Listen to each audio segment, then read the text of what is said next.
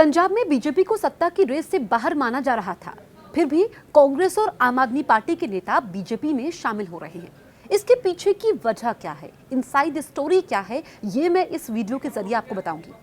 आपने देखा कि लुधियाना से कांग्रेस के सांसद रवनीत सिंह बिट्टू ये बीजेपी में शामिल होते हैं। इनके दादा बेअंत सिंह जो कि पंजाब के मुख्यमंत्री रह चुके हैं और रवनीत सिंह बिट्टू का अच्छा खासा कद है, उनका जो जनाधार है उसका फायदा यहाँ पर बीजेपी को मिलेगा।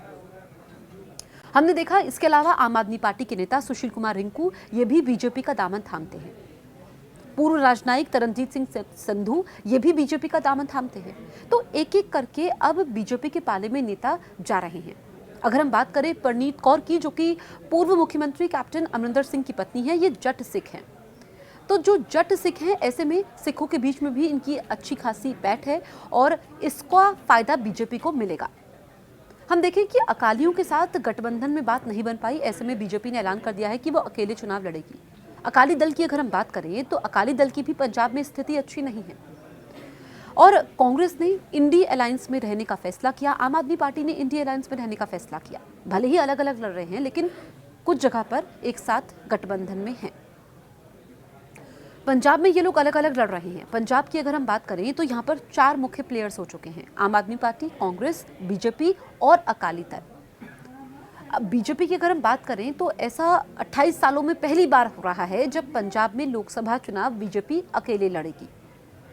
अकाली दल के साथ गठबंधन रहा, लेकिन हमने देखा कि कृषि कानूनों को लेकर के अकाली दल बीजेपी से अलग होती है और उसके बाद अभी चुनाव का जब तारीखों का ऐलान हुआ है उससे पहले तक कई दौर की बातचीत होती रही और संकेत भी मिलते रहे आलाकमान द्वारा, बीजेपी आलाकमान द्वारा, कि अकाली के साथ गठबंधन हो सकता है, लेकिन कुछ सीटों पर सहमति नहीं बन पाई। ऐसे में अगर हम देखें इस वक्त पंजाब की हम स्थिति देखें तो बीजेपी में जो बड़े नेता आ रहे हैं, भले ही बीजेपी का इतना ज़्यादा जनाधार नहीं है, यानी कि वो सिर्फ शहरी क्षेत्रों तक सीमित नहीं है और हिंदू वोटर्स के सहारे बीजेपी पंजाब में फतेह हासिल नहीं कर सकती है। तो ऐसे में जट सिखों की जरूरत पड़ेगी, उनके वोट्स की उनको जरूरत पड़ेगी, जिसमें परनीत कौर का नाम आता है। अब जो रवनीत सिंह बिट्टू जो कि शामिल हुए हैं, लुधियाना से कांग्रेस के सांसद थे, वो बीजेपी में शामिल हुए हैं, तो उसका फायदा भी बीजेपी को मिलेगा और संभवतः इन लोगों को टिकट भी मिलेगा। लेकिन देखना ये होगा कि जो ये नेता पाला बदल रहे हैं और जो पार्टी ज़्यादा मजबूत स्थिति में नहीं है। अगर हम देखें पंजाब में तो आम आदमी पार्टी, जिसने सबसे पहले ऐलान किया था कि वो अकेले लड़ेगी, लेकिन आम आदमी पार्टी इंडी अलायंस का हिस्सा है। यही वजह है कि जो नेता हैं वो ये सोच रहे हैं कि अगर वो बीजेपी के पाले में जाते हैं तो उनको जीत मिल सकती है।